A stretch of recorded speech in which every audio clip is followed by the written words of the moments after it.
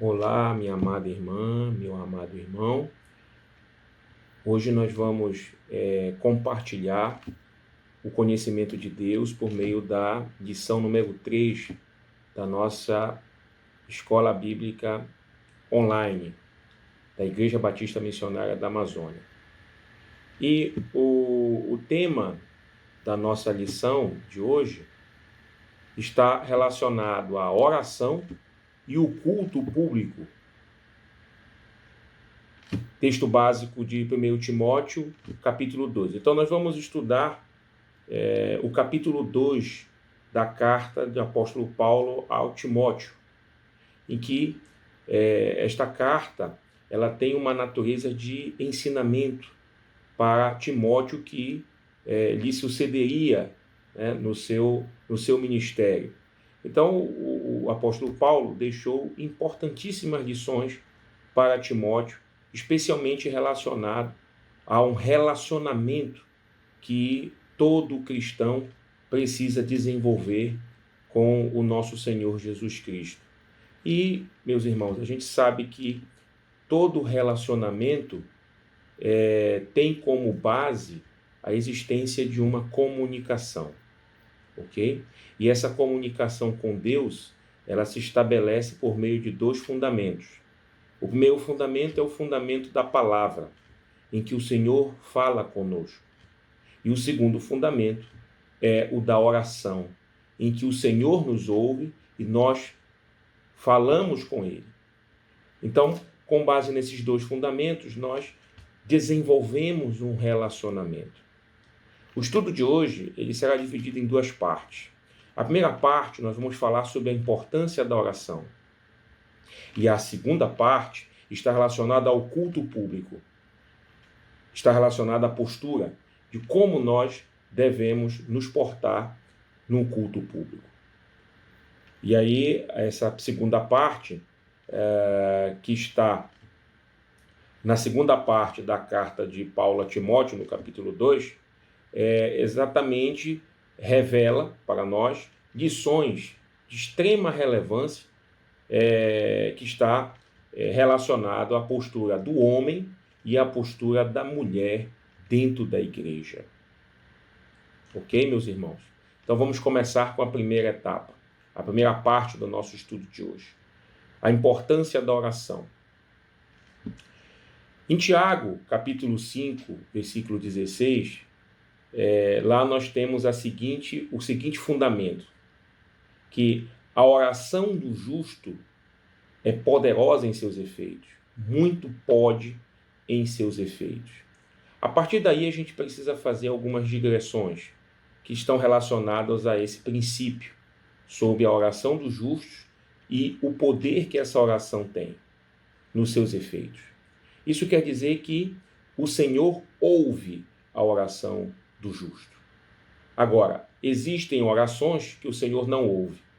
E aí nós precisamos entender esse fundamento com base na palavra da importância de desenvolvermos a habilidade espiritual de elevarmos ao Senhor oração poderosa, oração que é aquela que o Senhor ouve, que agrada os ouvidos do Senhor. E Ele nos ouve, porque Ele não resiste o clamor dos seus filhos. Bom, pessoal, e aí eu queria começar a ler essa primeira parte, né, do capítulo 2 de Timóteo, para que a gente possa fazer a análise necessária para o nosso aperfeiçoamento, o nosso aprendizado como homens e mulheres de Deus. Vamos lá, eu vou compartilhar a leitura com vocês. Em 1 Timóteo, capítulo 2, o título da mensagem de Paulo a Timóteo é A prática da oração por todos os homens, um só mediador. E aí vem a primeira parte, que é o que nós vamos agora começar a entender. Antes de tudo, pois, exorto que se use a prática de súplicas, orações, intercessões, ações de graças em favor de todos os homens, em favor dos reis e de todos os que se acham investidos de autoridade, para que vivamos vida tranquila e mansa, com toda piedade e respeito. Isto é bom e aceitável diante de Deus, nosso Salvador, o qual deseja que todos os homens sejam salvos e cheguem ao pleno conhecimento da verdade. Porquanto há um só Deus e um só mediador entre Deus e os homens, Cristo Jesus, homem, o qual a si mesmo se deu em resgate por todos, testemunho que se deve prestar em tempos oportunos. Para isto fui designado, pregador e apóstolo, afirmo a verdade, não minto, mestre dos gentios, na fé e na verdade. Meus irmãos, Deus pode todas as coisas, mas não aceita qualquer oração. Por isso, devemos aprender a orar como nos convém. Muitos crentes, muitos irmãos, Brasil afora, não resumo a nossa igreja, tem dificuldade de relacionamento com o Senhor Jesus. Por quê? Porque existe um limitador deste relacionamento, que é a falta da capacidade de orar como convém. E aí, meus irmãos, nós temos que fazer a análise desse problema sobre 2 pontos. O primeiro ponto, existem pessoas que são doentes na alma, apresentam algumas doenças em que ainda não foram tratadas em sua alma. Então, existem pessoas que têm trauma, existem pessoas que têm sentimentos negativos de si mesmo, autoestima muito baixa. Existem pessoas que não acreditam no seu próprio potencial. Isso está relacionado também à autoestima baixa. Existem pessoas que passaram por situações traumáticas em que gerou um bloqueio psicológico, em que essas pessoas têm dificuldade de expressar os seus sentimentos. Então, esse é um primeiro ponto que precisa ser tratado e trabalhado. O segundo ponto está relacionado a uma falta de amadurecimento espiritual. O entendimento correto acerca dos princípios que envolvem o comportamento de um cristão. E esses princípios também se relacionam à postura que temos que ter com relação ao nosso Deus. Como nós o buscamos, como nós pedimos a Ele, como nós nos apresentamos a Ele. Tudo isso faz parte de uma engrenagem necessária para que este relacionamento entre Deus e os homens, entre nós e o nosso Senhor, possa ser um relacionamento frutífero, um relacionamento que evolua, que a todo tempo esteja em desenvolvimento. A relação do homem com Deus ela é dinâmica, ela não é estática. E a oração precisa ser diária, precisa ser um hábito diário. A sua vida, na verdade, precisa ser uma oração diária com relação ao seu Deus. Então, nos versículos de 1 a 7, que nós já acabamos de ver aqui, nesses versículos nós extraímos alguns atributos da oração. Paulo faz um estudo nesse capítulo sobre os atributos da oração. E aí eu separei para a nossa análise, né, de hoje, o nosso estudo, 6 atributos da oração, tá? Que estão descritos na palavra, mas é que eu vou procurar traduzir e reproduzir para vocês, para que fique mais acessível esse conhecimento. O primeiro atributo é que a oração possui variações, tá? Nós temos súplica, nós temos oração em si mesmo, intercessão e ações de graça.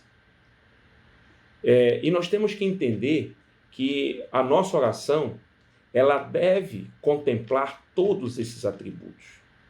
Existem pessoas que acham que estão orando e agradando ao coração de Deus apenas pedindo. Deus pode até ouvir, porque Ele é misericordioso. Ele sabe, muito antes de pedirmos, Ele já sabe do que necessitamos. Então, pela sua infinita graça, pela sua infinita misericórdia, Deus muitas vezes nos ouve. Mas isso não quer dizer que a nossa oração ela está sendo agradável ao coração do Pai, ao coração do nosso Deus. Mas é porque Ele não pode negar o que Ele é em si mesmo. Ele é poderoso, Ele é misericordioso e Ele é cheio da graça. Ele é cheio da graça. Então essa graça, ela é derramada sobre nós. Por isso que é graça, porque nós não merecemos. Porque se nós merecêssemos, não era graça. Nós não merecemos o que o Senhor derrama sobre nós todos os dias.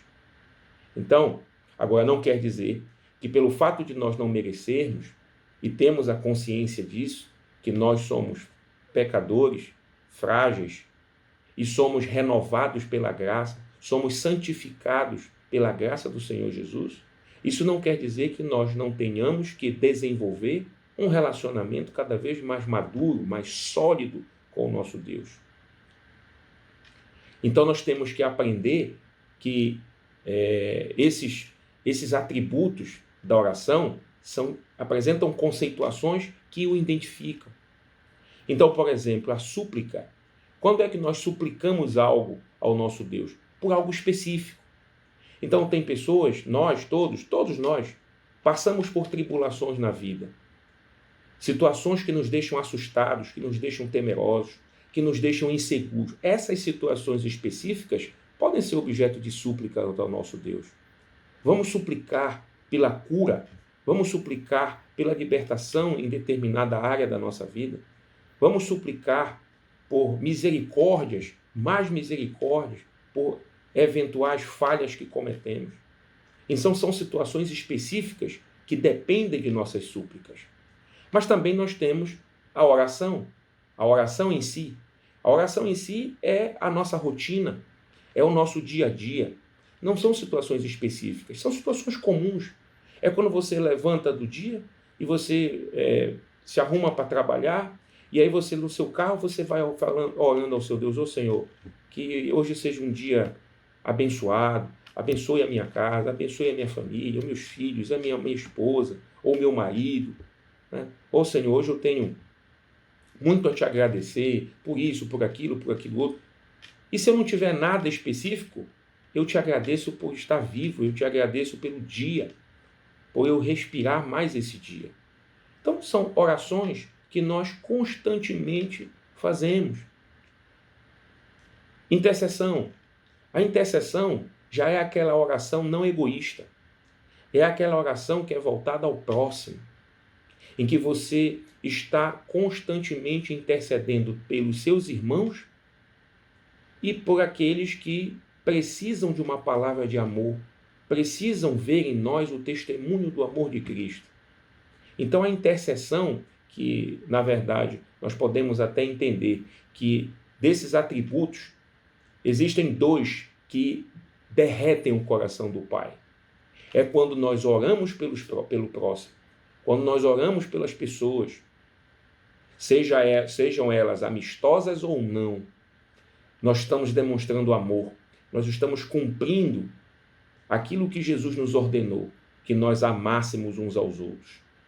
Então, este atributo da oração é um dos que mais agrada ao coração do Pai. Ele recebe essa oração com um sorriso, um belo sorriso.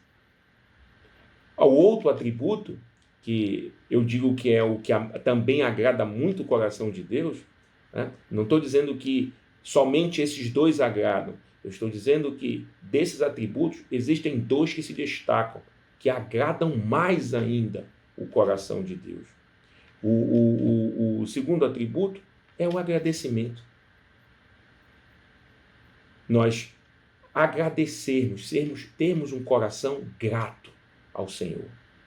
E a gente sabe que muitas pessoas têm dificuldade de ser gratas. Elas não conseguem ser gratas, porque existem nelas um egoísmo ainda. Elas precisam ser tratadas nisso, precisam ser trabalhadas. O Espírito Santo de Deus ainda precisa trabalhar em algumas pessoas, porque elas têm dificuldade de agradecer. É como se Deus tivesse obrigação. Deus não tem obrigação. Ele é Deus. Ele age conforme a sua misericórdia e infinita graça. E cabe a nós vivermos constantemente em gratidão a Ele. Termos um coração grato por tudo. Porque todas as coisas contribuem para o bem daqueles que amam a Deus. Então nós temos que ter o coração grato. Nós não devemos murmurar. Na verdade, se a gratidão é um atributo que deixa o coração de Deus maravilhado, da mesma forma, a murmuração, por outro lado, deixa o coração de Deus irado. O Senhor, nós facilmente provocamos a ira do Senhor quando nós murmuramos. Ao invés de agradecermos, nós murmuramos.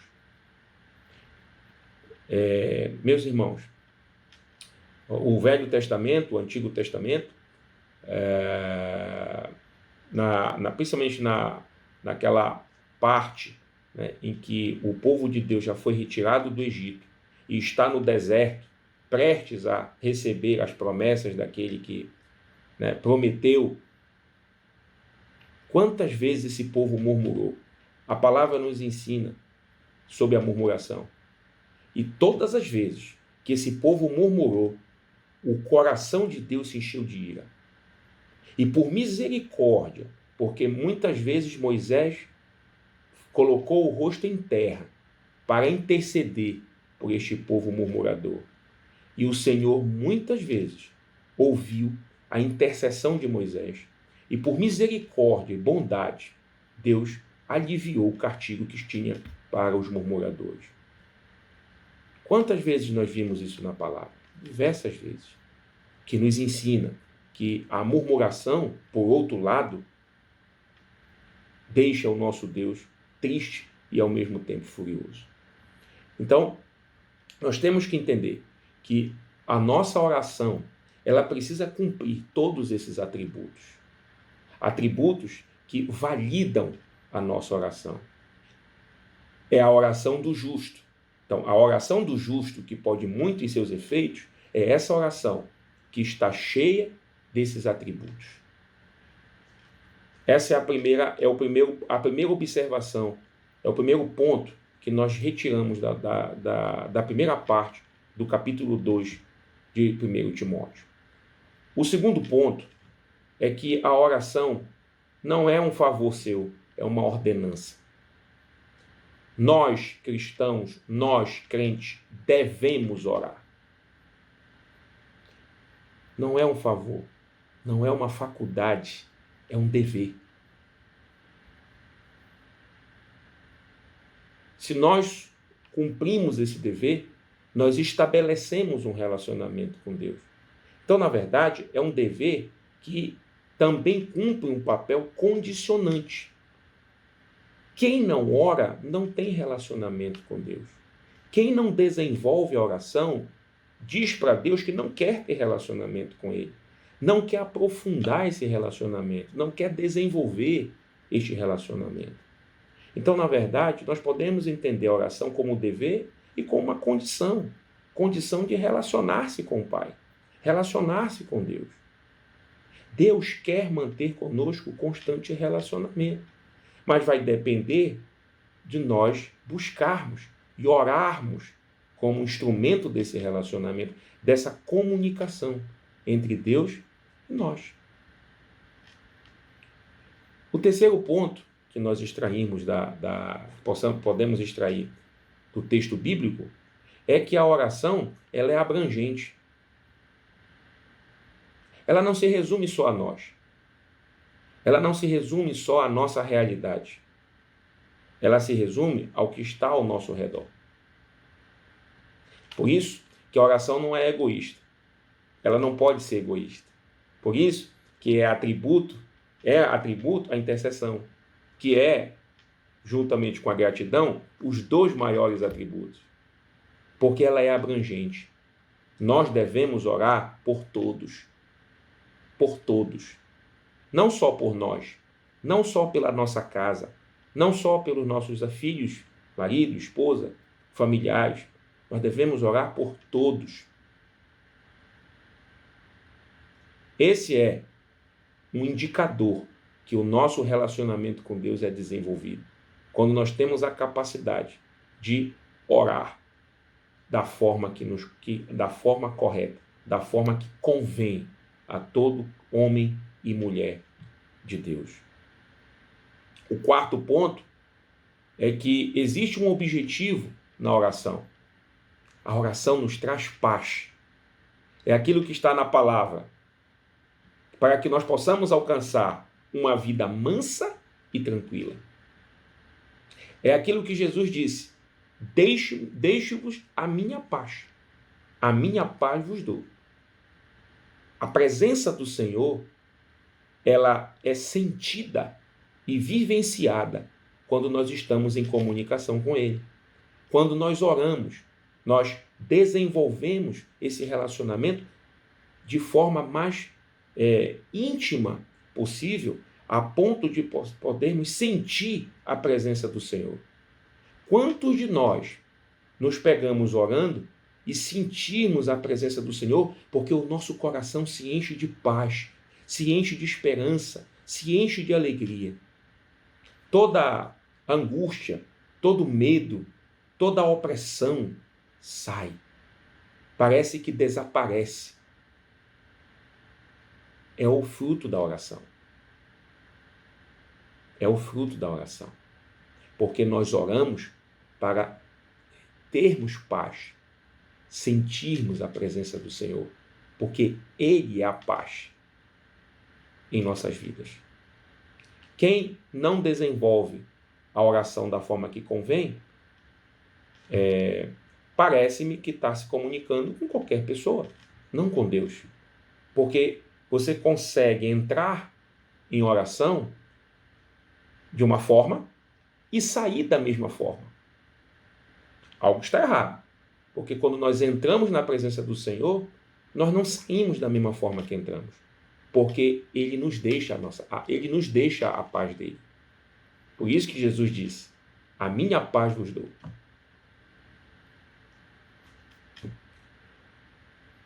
O quinto ponto que nós extraímos da palavra é que a oração é agradável a Deus.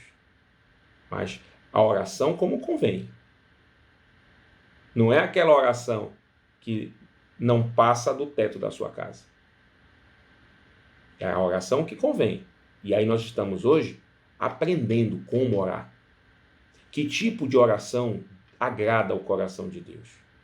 Porque a verdadeira oração, ela agrada o coração do nosso Deus. E produz em nós o verdadeiro testemunho da presença dele em nossa vida. O último ponto que nós extraímos da carta de Paulo a Timóteo é: a oração ela não tem tempo nem local determinado. Nós devemos orar em qualquer lugar. Nós devemos orar em todo o tempo. Não existe uma hora exata para você orar. Não existe um tempo determinado para nós orarmos. Não existe local certo ou errado para nós orarmos. A casa de Deus é a casa de oração. Mas não é só lá que nós devemos orar. Existem pessoas que acreditam que só precisam orar quando estão dentro da igreja. Só oram quando estão no templo. Porque entendem que o momento em que elas estão na presença do Senhor é no momento que elas estão no templo. Só que, na verdade, a presença do Senhor é constante em nossas vidas. Por isso, nós devemos orar a todo tempo e em qualquer lugar. Meus amados, minhas amadas, aqui nós finalizamos a primeira parte da nossa lição, que está relacionada à própria oração. A oração agradável a Deus. A oração conforme o coração de Deus. A oração que identifica um verdadeiro cristão. O justo, cuja oração pode muito em seus efeitos. Agora, meus irmãos, nós vamos para a segunda parte da nossa lição, ok? A segunda parte da nossa lição está relacionado com a postura, a nossa postura, como deve ser a nossa postura nos cultos públicos. Veja, essa parte da palavra, ela é específica, porque ela não fala da nossa postura quando estamos no nosso quarto de guerra, quando estamos sós com Deus. Quando nós estamos sós com Deus, nós temos uma postura. Quando nós estamos em público, essa postura não pode ser a mesma.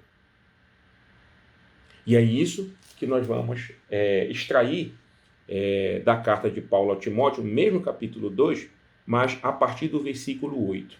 Então, do versículo 8 ao versículo 15, né, Paulo vai ensinar a Timóteo acerca da necessidade de o cristão desenvolver uma postura correta diante de Deus quando estiver em culto de adoração em público. E aí, essa parte da palavra, na verdade, Paulo reproduz o que no Antigo Testamento já existia, quando nós vamos lá em Eclesiastes, capítulo 5, 1, né? Lá tem uma parte que é muito forte, que diz assim: quando entrares na casa de Deus, cubra os teus pés. Quer dizer, então, isso significa que no Antigo Testamento havia regras para que a pessoa pudesse estar na igreja, perante os seus, vamos dizer, próximos, né, que comungavam do mesmo local, né? Ou seja, existia regras específicas e um tanto quanto mais solenes. Então, no Antigo Testamento, as regras de postura em público, em cultos de adoração a Deus, eram regras extremamente solenes.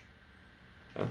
Essas regras hoje, no Novo Testamento, nós não verificamos regras com tanta rigidez formal e solene como nós encontramos no Antigo Testamento. Mas Paulo procura reproduzir, claro, instruído pelo Espírito Santo de Deus, ele procurou instruir a igreja, e aí ele fez isso com a carta ao Timóteo, né, para que Timóteo pudesse zelar por esse ensinamento nas igrejas, exatamente porque existem princípios que precisam ser observados. Os tempos podem ter mudado. O tempo do Antigo Testamento é diferente do tempo do Novo Testamento, ok? Mas os princípios de Deus não mudam. Então, os mesmos princípios que deram base nas solenidades do Antigo Testamento para a postura do homem de Deus e da mulher de Deus em cultos públicos são os mesmos princípios que devem continuar norteando o homem e a mulher de Deus em seus cultos públicos perante o Senhor. Ok? E aí nós temos aqui alguns apontamentos que nós devemos compartilhar com vocês a respeito da postura do homem e da postura da mulher. E aí nós temos que entender que não é que o homem é melhor ou não, ou a mulher é inferior ao homem. Mas Deus, na sua criação, deu à mulher e ao homem atribuições distintas. E que essas atribuições se completam para que homem e mulher, como o próprio Senhor Deus nos criou, quando se juntam, sejam uma só carne. Não é à toa que, na criação, Deus criou o homem e a mulher e viu que era bom. E Deus criou a mulher da costela do homem. Por quê? Porque eles se completam. Homem e mulher se completam. É a criação perfeita. O homem é uma bela criação, mas sozinho não era perfeito. Deus criou a mulher, e aí a criação do homem se aperfeiçoou. Então, quando Deus criou o homem e a mulher, deu atribuições distintas. E essas atribuições distintas, que hoje revelam o testemunho e o caráter do homem e da mulher de Deus, devem se manifestar em público, quando estivermos em culto público. O homem deve exercer o seu sacerdócio. E ele exerce o seu sacerdócio não somente em sua casa, mas ele deve exercer o seu sacerdócio na igreja. E como é que ele exerce o seu sacerdócio na igreja? Como um exemplo e como bom testemunho de Deus na vida desse homem. Como ele exerce? De 3 maneiras. O homem, quando está no culto, em público, ele deve orar por todos. Ele deve orar por todos. Se ele é o líder da igreja, ele tem o dever de orar. Se ele não é líder, ele é liderado, ele tem dever de orar pela sua liderança. Abençoar a sua liderança, orar pela sua liderança, orar pelos seus irmãos. Ele precisa exercer sua postura de sacerdote. Não só na casa dele, mas também dentro da igreja. Ele precisa ter uma postura de santidade, que é o que Paulo coloca, levantando mãos santas. Essa expressão, essa frase, que na verdade ela é uma expressão também, levantando mãos santas, ela não deve ser, para ser bem compreendida, ela não pode ser traduzida ao pé da letra, porque não se trata apenas de um gesto físico, de levantar as mãos santas num culto, mas é viver em santidade. É a santidade de Deus ser revelada através de você. É isso que levantando as mãos santas. Nós devemos abençoar as pessoas na igreja, porque a santidade de Deus, ela é manifesta em nossas vidas. É isso que é levantando as mãos santas. Aonde nós chegarmos, nós temos que ser bênção. Na igreja, também. Nós temos que ser bênção para a nossa igreja, para os nossos irmãos, para os nossos pastores. Nós devemos ser bênçãos, nós devemos ser abençoadores. Nós não temos que estar ali só para ser abençoados. Não, eu vou à igreja porque eu preciso só me alimentar. Não, você precisa, claro, se alimentar. Porque ali você vai ouvir um sermão, você vai ouvir uma palavra, você vai louvar ao seu Deus. Mas você não é só para ser alimentado. Você precisa também fazer parte dessa alimentação da igreja. Você precisa não só ali comer o pão, mas você precisa também compartilhar o pão. Compartilhar o amor de Deus. Expressar o seu amor para o nosso próprio Deus, que está ali para ser louvado, e para o teu próximo, que precisa muitas vezes de uma palavra de amor, que precisa muitas vezes ser alimentado com o teu testemunho de amor, com a santidade de Deus que existe na sua vida. Esse é o papel do homem de Deus dentro da igreja. Esse é o papel que expressamente o apóstolo Paulo atribui ao homem dentro da igreja. O terceiro ponto desse aspecto é que nós devemos desenvolver como homens de Deus oração não só vertical. Nós não temos que estar no culto apenas levantando as mãos para o céu, dirigindo a nossa oração a Deus, declarando amor a Deus, declarando fidelidade a Deus, declarando santidade a Deus. Mas nós devemos também fazer uma oração horizontal. O que é essa oração horizontal? Meu irmão, você tem algum problema com o teu irmão que está do teu lado? Você tem que se resolver com ele.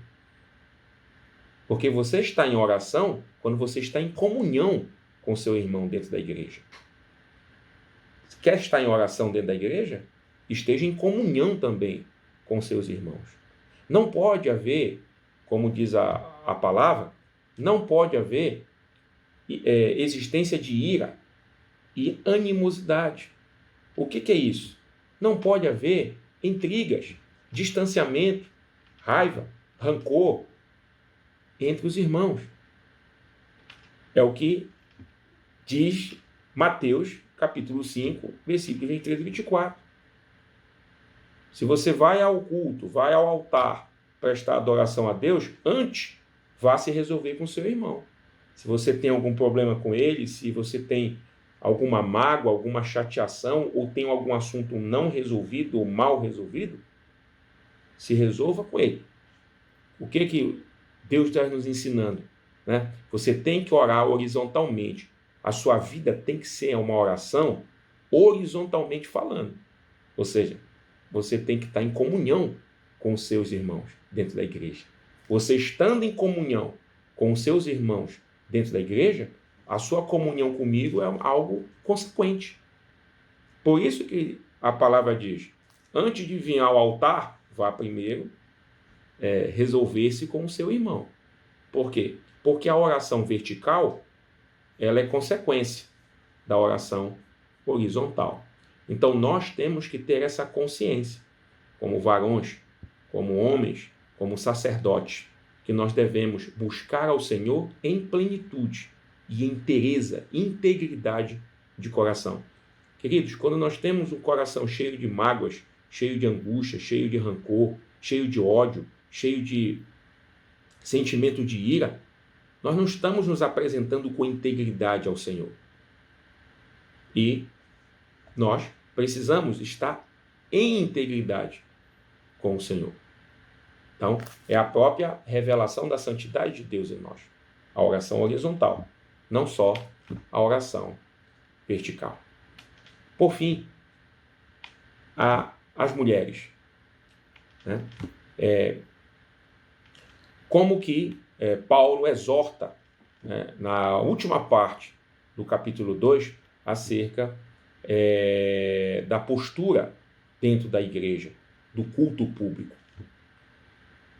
A mulher, existem 3 pontos que devem ser considerados em relação à mulher. O primeiro ponto é que a mulher deve se portar com decência. E esse porte com decência está relacionado especialmente a trajes e apetrechos. Trajes e apetrechos que não podem ser apelativos.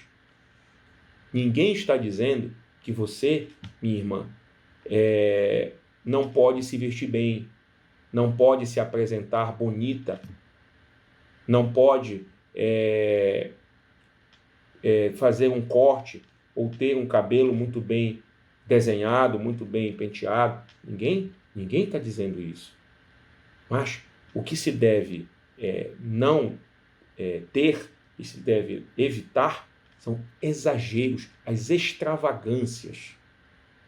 Que quando você se porta com extravagância, seja no seu vestir, seja no seu falar, seja na sua aparência como um todo, é como se você quisesse ali ocupar um destaque que não lhe pertence.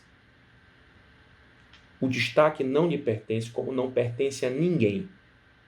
O destaque do culto é só do Senhor. Ele que é o destaque do culto. Então, nós devemos, né, como homens e mulheres, né, evitarmos extravagância. Mas a mulher, por sua própria condição física, né, e por sua própria característica, sua característica natural, né, as mulheres, elas usam seus apetrechos, os seus cortes de cabelo, os seus vestidos, as suas roupas. Né? Então, é isso que o apóstolo Paulo procurou ensinar, e essas lições permanecem até hoje. Que a decência é um atributo da mulher virtuosa, da mulher de Deus, da mulher temente ao Senhor, da mulher que se submete a Cristo. Muito antes dela ser submissa ao homem, ela deve ser submissa a Cristo. Se ela é submissa a Cristo, ela vai entender qual é o seu verdadeiro papel na vida da igreja e na vida do seu marido, da sua casa, da sua família, dos seus filhos. Ela entende. Por quê? Porque ela está conectada, diretamente conectada com a vontade do Pai, com a vontade de Deus. Então, esta mulher decente é a mulher que está em conexão com o Pai. Ela está em submissão a Deus, porque ela consegue compreender qual é a boa, perfeita e vontade de Deus na vida dela. Prática de boas obras é o segundo ponto que o apóstolo Paulo chama a atenção da postura da mulher na igreja, em público. Ela precisa ser fonte de boas obras. E aí nós temos, na nossa igreja, nós louvamos a Deus por isso, porque nós temos mulheres na nossa igreja tão valorosas, tão cheias de boas obras, tão cheias de boa vontade, de ajudar, de servir, de dar aquela palavra, de dar aquele apoio, né, dentro da igreja, de arrumar a igreja, de colocar os seus ornamentos dentro da igreja, cuidar da igreja. Né? Então, a prática das boas obras, de cuidar das pessoas. Né? Então, esse é um atributo que o apóstolo Paulo identifica como sendo um atributo próprio, né, da mulher de Deus e que a identifica como sendo virtuosa. E o último ponto é aprender em silêncio, que o apóstolo Paulo usa essa expressão, que as mulheres devem aprender em silêncio. Isso significa que as mulheres precisam desenvolver a discrição. As mulheres precisam ser discretas para que elas possam revelar a vontade de Deus para a vida delas. Essa discrição também está relacionada à submissão a Cristo, ao nosso sumo sacerdote. Então, claro que hoje em dia o movimento feminista, que na verdade é um movimento que em muitos dos seus fundamentos, não digo todos, tá? Mas em muitos dos seus fundamentos hoje, né, o movimento feminista ele está deturpado, né, em que a mulher ela acaba sendo colocada muitas vezes no centro da autoridade, e para Deus não é assim. Tá? A mulher está sendo colocada no centro do excêntrico, né? O que é a extravagância que o apóstolo Paulo condena em seus ensinamentos, com base em princípios da palavra de Deus. Então, nós temos que tomar cuidado com esses fundamentos desse feminismo que toma conta do mundo moderno. A mulher, ela tem que ser tratada com dignidade. A mulher tem que ser tratada com respeito. A mulher tem que ter o seu papel, sim, na vida da igreja e na vida da sua família. Mas as coisas de Deus, elas são organizadas. Deus criou o homem e a mulher de forma organizada. E criar de forma organizada é dizer que a mulher tem o seu papel e o homem também tem o seu papel. E cada um precisa saber, entender e cumprir exatamente o seu papel para que esteja havendo uma vida em harmonia com os princípios da palavra do Senhor. Meus amados, meus irmãos, minhas irmãs, aqui nós finalizamos o estudo do capítulo 2 do livro de 1 Timóteo, da carta de Paulo a Timóteo, 1 Timóteo, capítulo 2.